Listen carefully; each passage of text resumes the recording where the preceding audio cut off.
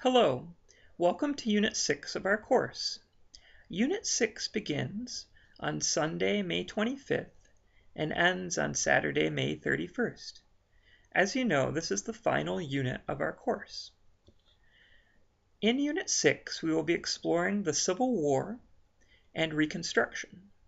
For this unit, you will be asked to participate in 2 discussion boards, complete a primary source assignment, complete a film review, and finally, to complete your final essay for the course. The Civil War was the most devastating war in American history. I think it's easy to forget that given that it occurred so long ago. Approximately 620,000 Americans died in the Civil War, and at that time only 32 million people lived in the United States. If you apply the percentages of casualties in the Civil War to the present day, approximately 6 million Americans would have to die in a war today to equal the proportional loss of life in the Civil War. The Civil War, in terms of loss of life, was more devastating than any war of the 20th century or 21st century, at least from an American perspective. There are a variety of debates about the origins of the Civil War. Why did the Civil War happen? And your first discussion board question relates to this issue. Why did the Civil War take place? A majority of scholars today argue that slavery was the central issue of the Civil War. Slavery was clearly one of the issues that divided the North and South, and most scholars would argue that it was the most extreme division that existed between the North and South. The northern states had abolished slavery, whereas slavery continued to expand in the southern states into the 1850s and early 1860s. There had emerged a very strong abolitionist movement in the North, arguing that slavery should be abolished as an immoral institution. And this had resulted in growing tension and conflict. This could be seen, for example, in the territory of Kansas. Kansas was not yet a state, it was a federal territory. And in the 1850s, it was decided that the issue of slavery in Kansas would be resolved through popular sovereignty. In other words, the people who settled in the territory of Kansas would get to vote on whether slavery would be allowed or not in their territory. Inadvertently, this sparked a flood of migrants or immigrants into the territory of Kansas. Slave owners who felt very strenuously that slavery had to expand, moved into Kansas so that they would be able to vote. Abolitionists who felt very strongly that slavery should not be permitted moved to Kansas so that they would be able to vote. What you tended to get was the most ardent supporters of each side of the issue going to Kansas. And ultimately this sparked a sort of mini civil war in the state of Kansas, and the territory of Kansas, I should say, before the outbreak of the actual Civil War. One individual who was drawn to Kansas was a man by the name of John Brown. John Brown was a failed businessman from upstate New York. He believed that God chose him for a special mission. He believed that he was chosen as a prophet by God to destroy the institution of slavery. John Brown was willing to use violence to destroy the institution of slavery. He went to Kansas with some of his sons. They got into disputes and altercations with slave owners, and on one occasion John Brown and his sons hacked to death several slave owners with broadswords.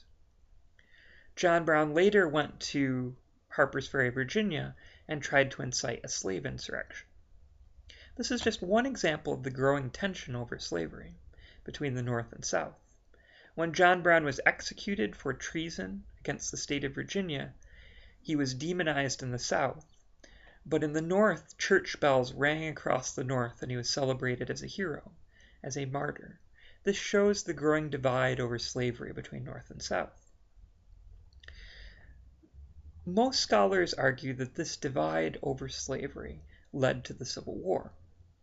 There are those scholars who argue that the Civil War was a dispute over power, a dispute over the interpretation of the Constitution.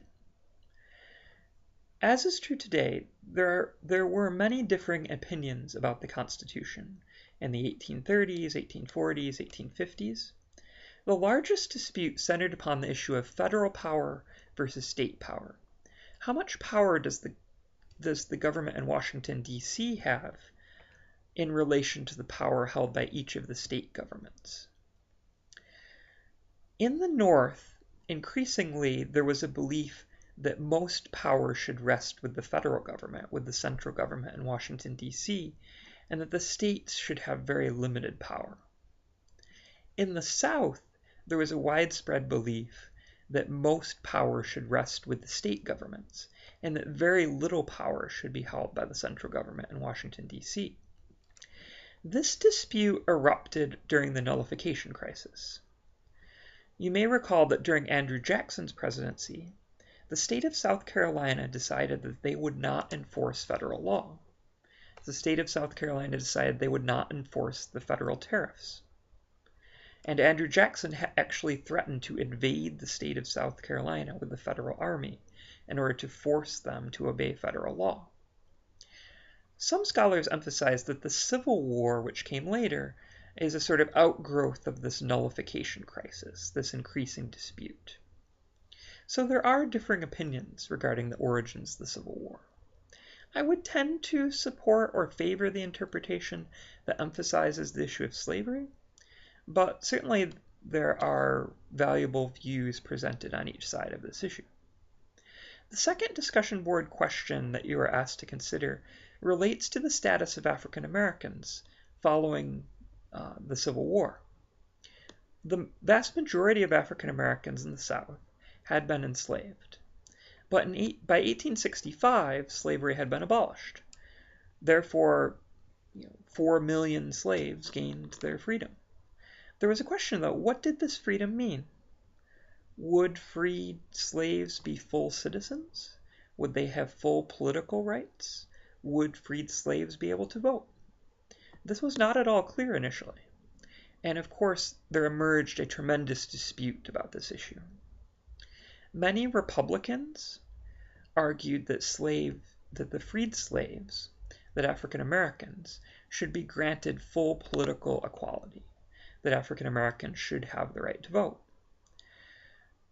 Many Republicans were motivated by a belief in racial equality. Certainly the radical Republicans believed in racial equality. Other Republicans were motivated by the fact that African Americans would overwhelmingly vote for the Republican Party. This was very clear that African Americans were going to vote Republican, so this may have also been a motivation to support the extension of the right to vote to African Americans. So there was a big debate and dispute that emerged about should African Americans, should the freed slaves be considered full and equal citizens, or should they be somehow second-class citizens, quote-unquote, or not full citizens. Most white Southerners, of course, did not want African Americans to be considered fully equal and did not want African Americans to have the right to vote. The Democratic Party was adamantly opposed to granting the right to vote to African Americans as well. So a very fierce dispute emerged regarding this. African Americans were not passive in this. African Americans weren't waiting for people to give them rights. They weren't waiting for the government to take action. African Americans took action themselves. African Americans petitioned Congress. They wrote letters to Congress demanding the right to vote. Even though it was illegal to teach slaves to read or write, there were slaves who knew how to read and write. A minority, but there certainly were slaves who knew how to read and write, and they sent letters to Congress demanding the right to vote. Also, freed slaves, free African Americans, began to hold public meetings. They began to hold public rallies. They held sit-ins demanding equal rights. They held sit-ins demanding to be served, demanding various rights, the ability to ride in the same trolley cars as white patrons. So there was a mass movement emerging amongst African Americans in the South. We tend to think of these things as happening in the 1950s and 1960s, but in the 1860s, after the Civil War, African Americans were actively mobilizing, writing letters to Congress, holding sit-ins, holding demonstrations, public rallies, pursuing their rights. Ultimately, by 1867, roughly, African Americans gained the right to vote and would have this right to vote effectively from roughly 1867 to 1877. For about 10 years, African Americans really gained the right to vote. African American men, I should say, really gained the right to vote in the South. And a number of African Americans were elected to state legislatures. African Americans were elected to the House of Representatives. African Americans were elected to the U.S. Senate as well. 2 African American men were elected to the United States Senate from the state of Mississippi during the period of Reconstruction in the 1860s and 1870s. African Americans were also elected to local office, sheriff, etc. This was a huge sea change for African Americans to actually have political power. Tragically, this sparked a massive backlash from Southern whites, perhaps not surprisingly. Southern whites did not want to see African Americans politically empowered, largely due to racism. And the Ku Klux Klan emerges during this period. And the Ku Klux Klan basically used terrorism to try to drive African Americans away from the voting box, away from the polls. African American politicians were terrorized. African American voters were terrorized. Violence was used. People were murdered by the Klan. It was a very sad and tragic aspect of American history.